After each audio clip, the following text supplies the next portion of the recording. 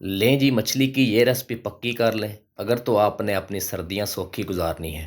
Because winter is coming soon. वो शायर कहता है ना, लहू को इस तरह अब गरम रखता है मेरा शाहीन, कदी चाह कदी सिगरट ते कदी नसवार सर्दी में। बड़े बड़े ढाबिਆਂ ਤੇ ਵੀ ਇਹ ਰੈਸਪੀ ਤੁਹਾਨੂੰ ਨਹੀਂ ਲੱਭੇਗੀ ਜਿਹੜੀ ਰੈਸਪੀ ਅੱਜ ਬੰਦਾ ਇਹਨਾਂ ਚੀਜ਼ ਤੁਹਾਨੂੰ ਦੇ ਰਿਹਾ ਹੈ। ਤੇ ਛੇਤੀ ਨਾਲ ले लो फ्रेश मछली, नस्ल जेड़ी मर्जी हो जावे पर होवे मछली।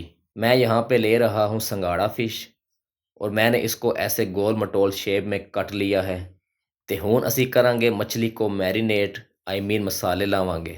मसालों में हम लेंगे ज़ीरा, salt, red chilli, green pepper, black pepper, अजवाइन, सुक्का धनिया, कुट्टी लाल मिर्च, टिक्का बोटी मसाला ते नाल अदरक थोम ते अद्धी दर्जन ਲੈਮਨ।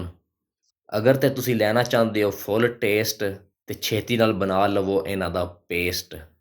ਲੋ ਜੀ, ਮਸਾਲਾ ਸਾਡਾ ਹੋ ਗਿਆ ਜੇ ਰੈਡੀ। ਤੇ ਹੁਣ ਟਾਈਮ ਹੋ ਗਿਆ ਜੇ ਫਿਸ਼ की मैरिनेशन का। सारे पेस्ट को हाथ नाल चुक के मछली के ऊपर सूट के चंगी तरह मिक्स करके तकरीबन 3 घंटे के लिए फ्रिज में रख दें। फ्रिज के थल्ले वाले खाने ਵਿੱਚ ਰੱਖਿਆ ਜੇ, ਉੱਤੇ ਵਾਲੇ ਖਾਨੇ ਵਿੱਚ ਨਾ ਦਬ ਦੇਵੇ। ਲੋ ਜੀ, 3 घंटे हो गए जे कंप्लीट।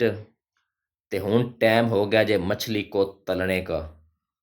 ते छेती नाल एक कढ़ाई लेके उसके अंदर पा दें आयल अन्नेवा और उसको चंगी तरह गर्म कर लें।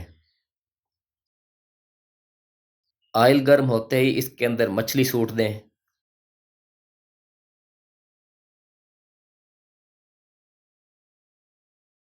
और चंगी तरह फ्राई कर लें।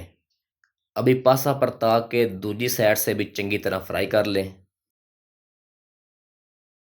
तकरीबन 8 से 10 मिनट मछली को हमने फ्राई करना है।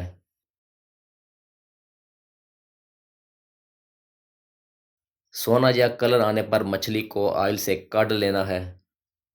लो जी, मछली को लिया है हमने तल, हले मुक्की नहीं जे गल। ਛੇਤੀ ਨਾਲ ਬਣਾ ਲਵੋ ਇਹਦੇ ਨਾਲ ਪੁਦੀਨੇ ਧਨੀਏ ਦੀ स्पाइसी चटनी अगर तो स्वाद चाहिए।